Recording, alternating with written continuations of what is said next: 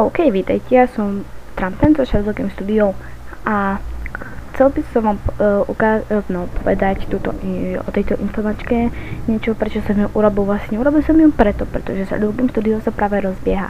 Takže čo by ste mohli očakávať od Shadow Game Studio? Určite by ste mohli očakávať hry ako je Minecraft, Terraria, Mafia 2, poprípade keby chcete vylajkovať, tak možno aj jednotku.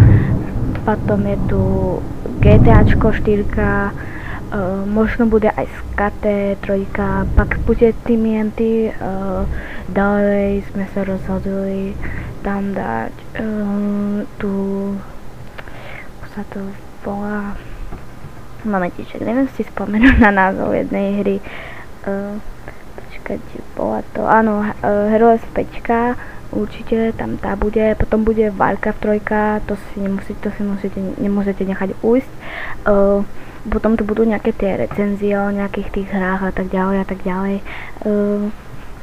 Rozhodne nepýtajte sa, jestli môžete ísť do Shadow Game Studio, pretože nie, odpovede nie, pretože sme plní a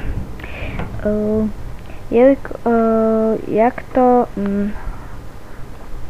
tak, jak som to robil vlastne to štúdio, tak sa vám veľa ľudí pýtalo, musel som aspoň 2 ľudí vyhodiť a teraz sme tu vlastne torky.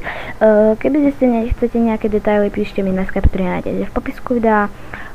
Ďalej, keby si nechcete niečo dodať a chcete nejakú hru, tak ju napíšte do komentov, určite sa na to budem pozerať a budem vlastne sa snažiť tú hru buď kúpiť alebo stiahnuť.